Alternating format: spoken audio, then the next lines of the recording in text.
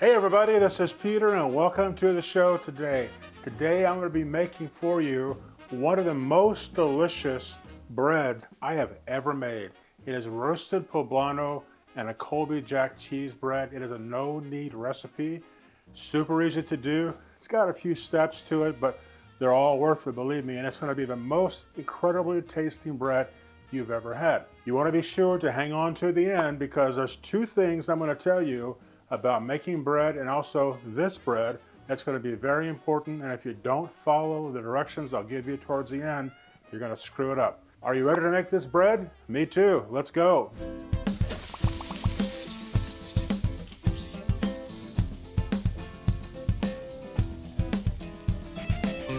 Okay, first of all, we're going to go over the ingredients of this delicious roasted poblano pepper and Colby Jack bread. It is delicious. I've made several of these and everybody raves about them, so I'm sure you will too. First of all, we have 14 ounces of cool tap water. Just tap water is all we're going to need. We're going to be using some yeast, of course, for making bread, and I use a Platinum Red Star yeast. I'm not sponsored by Platinum Red Star, I'm just telling you it's what I use. It also has a bread conditioner in there that really helps the bread. Then we have 3 cups of bread flour. We have half a cup of whole wheat flour. The reason that I use the different flours is because the whole wheat flour is going to give the bread a little bit of a brown color to it. We have 2 poblano peppers, and I'm going to show you how to prepare the poblano peppers. Then we have a half pound of Colby Jack cheese. Now this cheese will have to be cubed up, so always use a block style cheese. Then we have some salt, of course. I just use regular sea salt. I buy it at Costco, and that's what it looks like right there. Sea salt, Costco, that's where I buy it. So that's about it for the ingredients, so let's put this bread together. Okay, first of all, we're gonna have our 14 ounces of cool tap water. That can just be water just right out of the kitchen sink, no problem with that. Doesn't need to be hot, doesn't need to be warm, just cool tap water is fine. Now we're ready for the yeast. I'm using Platinum yeast from Red Star. The amount of yeast that you're going to use depends upon how fast do you want the bread to be ready. At least the first proofing of the dough, rather. So what I'm doing is I'm using 1/4 teaspoon of yeast because I'm going to let this dough be ready in about 10 to 12 hours. So just a little bit of the yeast is what I'm using. I went ahead and prepared a dough for us that we're going to be using today, and I did that yesterday, actually last night. But if you want the dough to be ready like in 2 hours, you would use the entire package of yeast. All right, now I have the yeast in there. It's getting nice and happy in the water.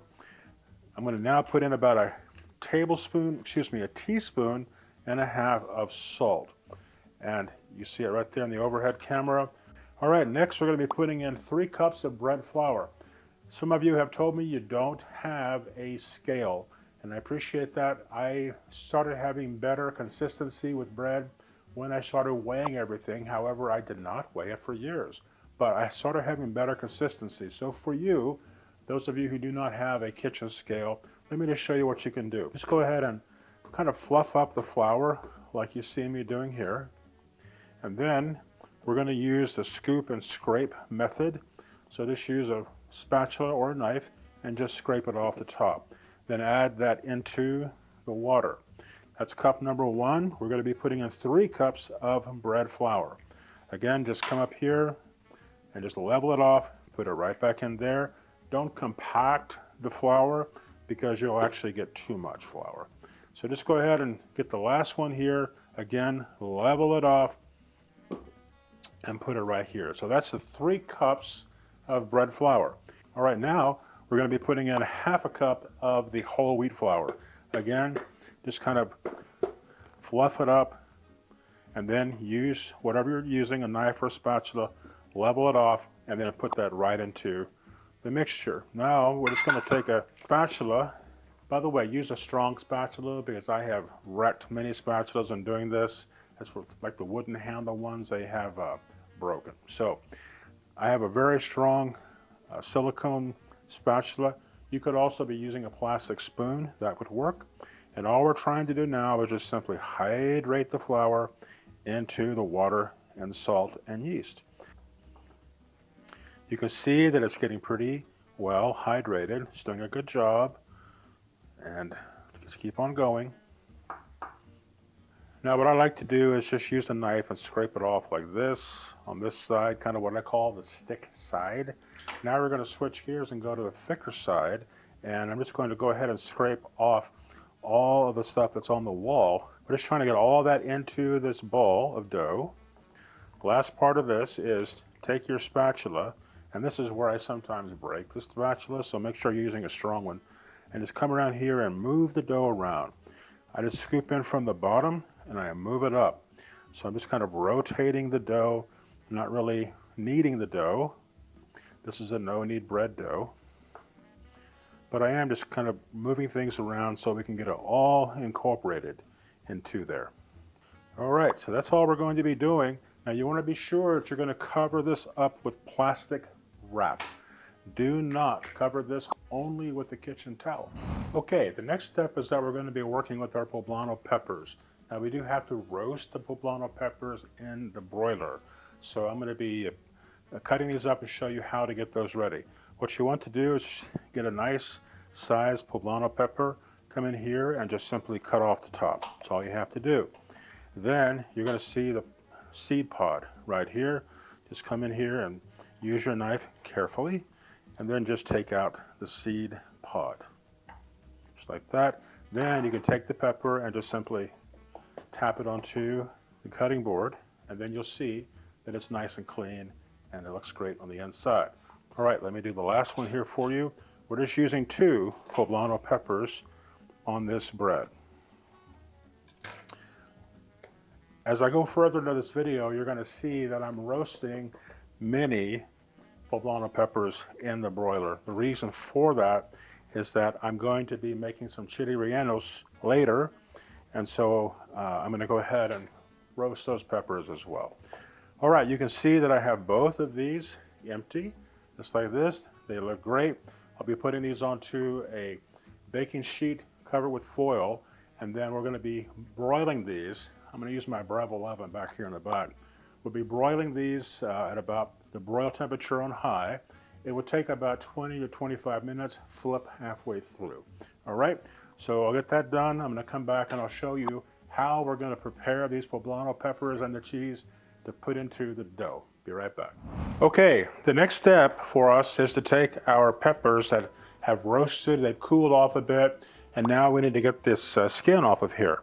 So the easiest way to do that is just take a knife, and you can see that it's coming off here pretty easily. We're going to be chopping these up, so you don't have to be very gentle, but just take as much of the skin off as you can get. Sometimes you can just use your fingernail too, like I'm doing here, and just scrape it off that way. Then you can feel what's happening. Okay, we'll do the next one.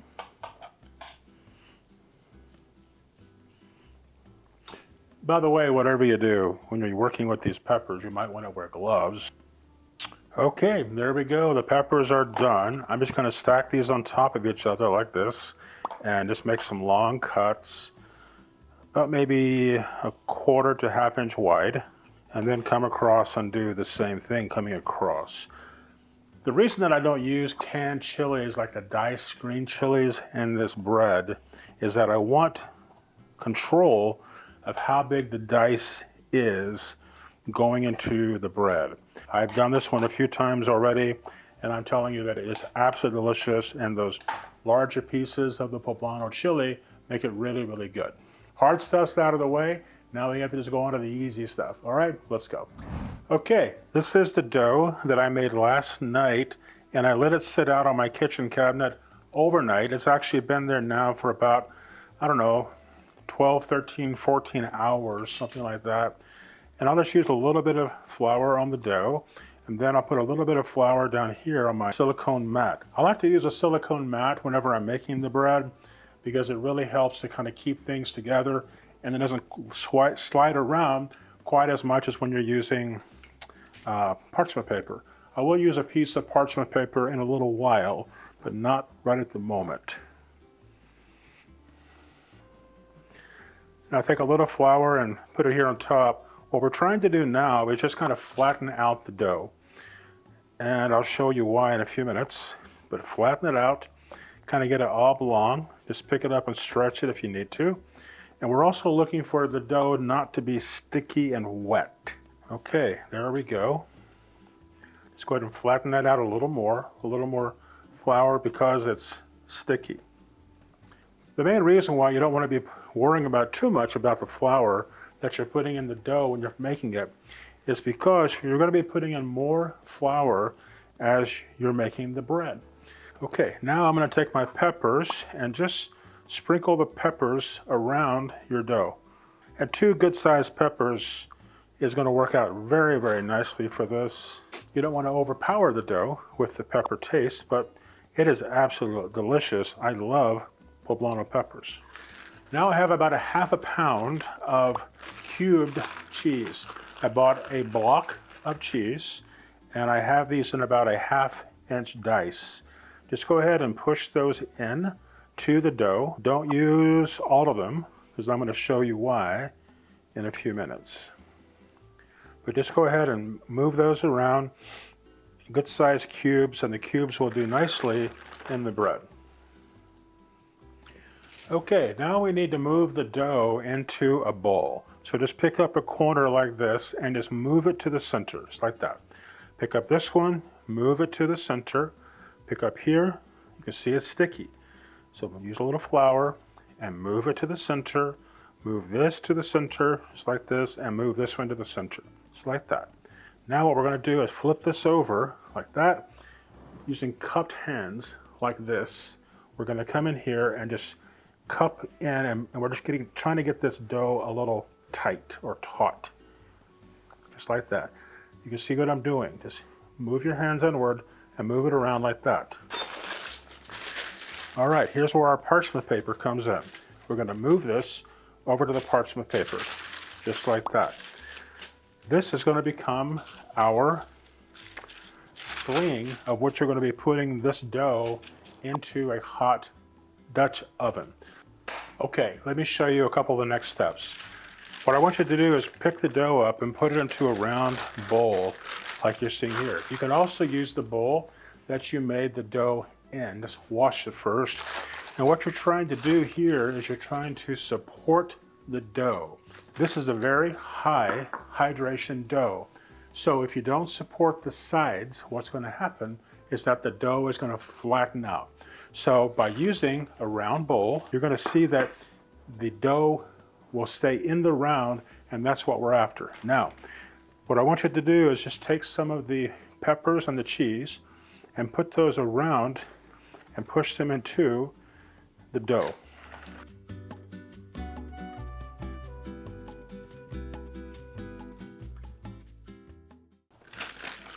I'm going to show you how I put that design of that pepper and cheese there. The cheese is going to melt onto here. Now you want to put the Dutch oven into your regular oven. Set the temperature to 450 degrees, and we're going to set it in there for 45 minutes so the oven gets hot and the Dutch oven gets hot. 45 minutes for me, a few seconds for you. Be right back. Okay, the Dutch oven has preheated now for about 45 minutes at about 450 degrees in the regular oven. Be super, super careful when you take the Dutch oven out because it is incredibly hot. So be sure to use pot holders, and also set up 2 different trivets right here. One is for the lid, one is for the Dutch oven itself. All right, so here you can see we've been letting the dough kind of get bigger and rise, the second rise actually, for about 45 minutes while the Dutch oven was heating up. This is why I use parchment paper. It's just so we can use the parchment paper as a lift, and we can just then drop the dough right into the Dutch oven like that. Now I'm just going to put this onto the top. So let me put this back into the oven for 30 minutes. Then we're going to come in and take the top off and then cook it for another 10 to 15 minutes to let it get its color.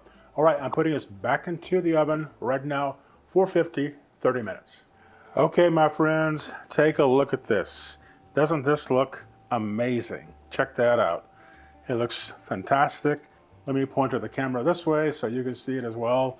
There's 2 things that I told you in the beginning that I would suggest you do not do whenever baking bread of any type, especially bread that you have cheese into. Never, ever, ever put pre-shredded cheese into your dough. Don't do that.